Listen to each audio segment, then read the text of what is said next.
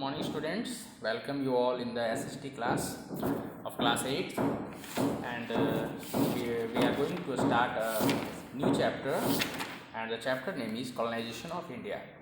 और students previous class में हम लोग ये बात पढ़ चुके हैं कि जब इंडस्ट्रियल रिवोल्यूशन हुआ यूरोपियन कंट्रीज़ में, ठीक है, तो प्रोडक्शन बढ़ने लगा। अब रॉ मटेरियल्स की डिमांड बढ़ गई, मार्केट्स की डिमांड बढ़ गई, तो बहुत सारी यूरोपियन कंट्रीज़ ने एशिया, अफ्रीका और लैटिन अमेरिका के कई सारे कंट्रीज़ को अपनी कॉलोनी बना ली। और इसी क्रम में इंग्लैंड ने इंडिया को भी अपनी कॉलोनी बना ली थी। तो इसी प्रोसेस को किस तरह से इंडिया जो है इंग्लैंड की कॉलोनी बन गया, इस बारे में हम लोग इस चैप्टर में स्टडी करेंगे। India's trade relations with Europe go back to very early time. India का जो ट्रेड रिलेशन था यूरोप से वो काफ़ी पहले से था।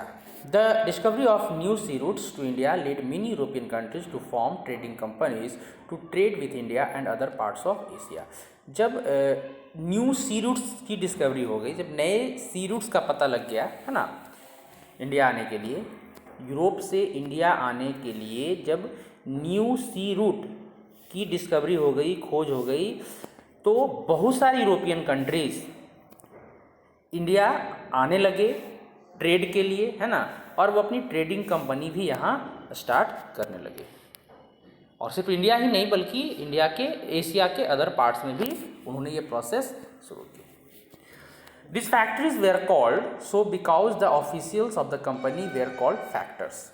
अब सवाल उठता है ये फैक्ट्री क्या होती है। यहाँ फैक्ट्री जो वर्ड है, तो अब मैं ये बात कर रहा हूँ कि यूरोपियन कंट्रीज़ ने इंडिया में अपनी फैक्ट्री स्थापित की। तो फैक्ट्री का मतलब ये नहीं हुआ कि यहाँ पे कोई प्रोडक्शन शुरू हो गया। फैक्ट्री का मतलब उस समय क्या होता था, गोदाम, ठीक है, जो इंग्लैंड से सामान आता था ना, फैक्ट्री इंडस्ट्रीज़ का बना हुआ जो सामान आता था वो यहाँ एक जगह स्टोर करके रखा जाता था। तो उस स्टोर हाउस को, उस गोडाउन को फैक्ट्री कहते थे, है ना। और इसका एक और भी वजह था कि जो ऑफिशियल होते थे ना कंपनी के, उनको फैक्टर्स कहा जाता था। तो इसी क्रम में सबसे पहले इंग्लिश ईस्ट इंडिया कंपनी आई, EEIC, English east India company.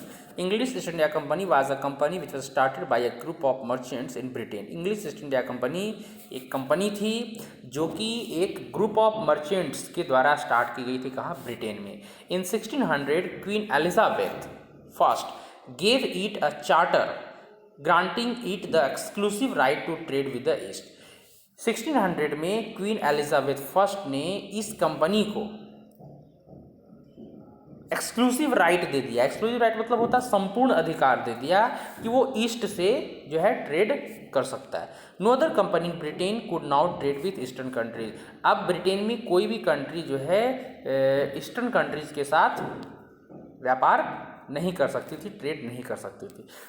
इसलिए इसको हम लोग बोलते हैं एक्सक्लूसिव राइट। 1600 में क्वीन एलिजाबेथ फर्स्ट ने एक चार्टर के द्वारा इंग्लिश ईस्ट इंडिया कंपनी को एक्सक्लूसिव राइट दे दिया, कंप्लीट राइट दे दिया कि वो ईस्ट में ट्रेड कर सकता है, ईस्टर्न कंट्रीज के साथ ट्रेड कर सकता है, ठीक है। अब ये एक्सक्लूसिव राइट इसलिए कहा जा रहा है क्योंकि अब कोई दूसरी कंपनी, ब्रिटेन की कोई भी दूसरी कंपनी ईस्टर्न कंट्रीज के साथ ट्रेड नहीं कर सकती है। तो इस तरह से इंग्लिश ईस्ट इंडिया कंपनी को एक्सक्लूसिव राइट दिया गया क्वीन एलिजाबेथ फर्स्ट के द्वारा। The company established it's first factory eight Surat in India in 1612। तो इंग्लिश ईस्ट इंडिया कंपनी ने अपनी पहली फैक्ट्री सूरत में बनाई 1612 में।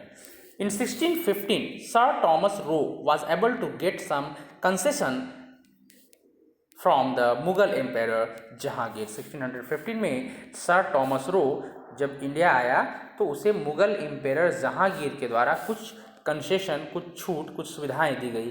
This led to the establishment of factories at Madras, Bombay and Calcutta.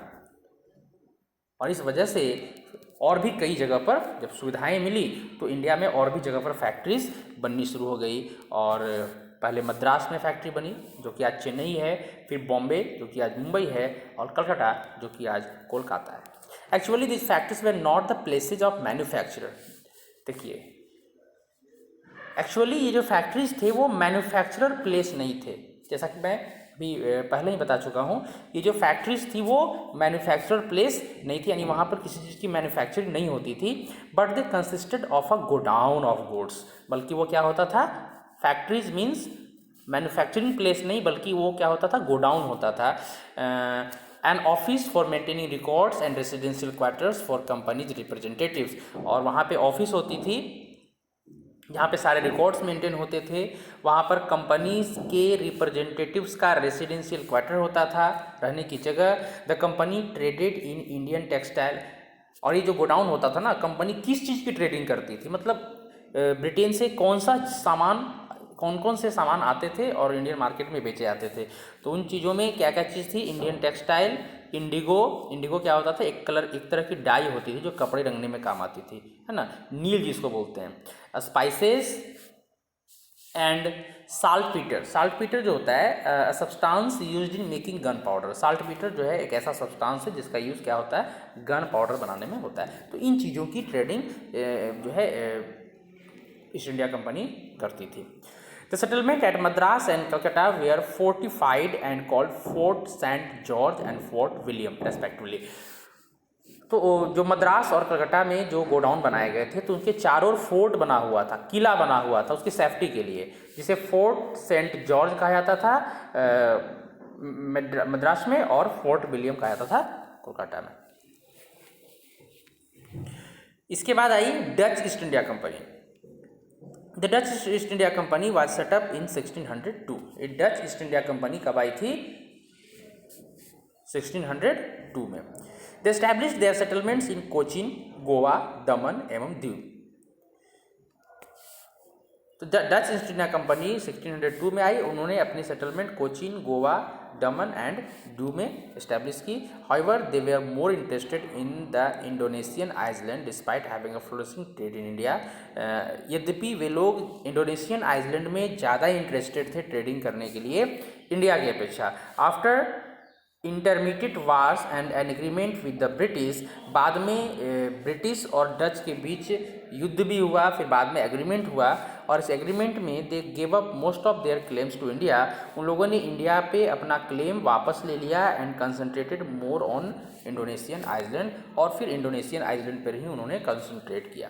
यानी डच ईस्ट इंडिया कंपनी 1602 में इंडिया आई थी, और उन्होंने अपना कोचीन, गोवा, दमन, दीव इन जगहों पर अपना सेटलमेंट भी बनाया, ठीक है, लेकिन उनका ज़्यादा इंटरेस्ट इंडोनेशियन आइलैंड में था, पहले से ही ज़्यादा इंटरेस्ट था।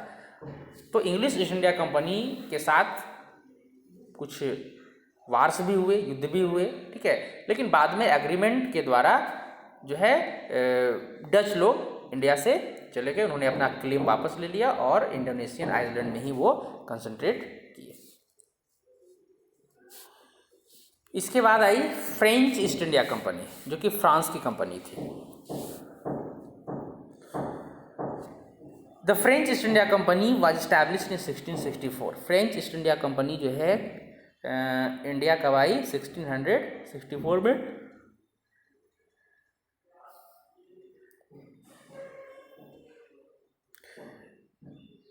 Under the control of the French government in India, it established its factories at Chandernagar, जो कि बंगाल में पड़ता है, माहे, जो कि पुदुचेरी में है ना, कराईकल, मछलीपट्टनम एंड पौंडीचेरी, जो कि अभी पौंडीचेरी का नाम चेंज होकर के क्या हो गया, पुदुचेरी हो गया, है ना। तो ये सब इन जगहों पर उन्होंने अपना सेटलमेंट बनाया, वहाँ इन जगहों पर अपनी फैक्ट्रीज जो है वो लगाए फ्रेंच ईस्ट इंडिया कंपनी ने। Its trading interest brought it in India as rivals to the British traders. तो इनका भी इंटरेस्ट था, मतलब इंडिया में ट्रेडिंग करने का इनका भी इंटरेस्ट था, और अंग्रेज जो है, ब्रिटिश ट्रेडर जो यहाँ ऑलरेडी यहाँ से पहले से थे, है ना, तो जाहिर सी बात है कि एक म्यान में दो तलवारें नहीं रह सकती है। तो फ्रेंच ईस्ट इंडिया कंपनी का भी इंटरेस्ट इंडिया में था, और ब्रिटिश ट्रेडर भी थे, तो इसकी वजह से दो जो है फ्रेंच जो है ब्रिटिश के राइवल्स हो गए, विद्रोही हो गए, है ना। However, since it was controlled by the government, it had to take approval of the government with regard to all its action. This was the reason why this company could not compete with the English East India Company, which was a more independent body in comparison.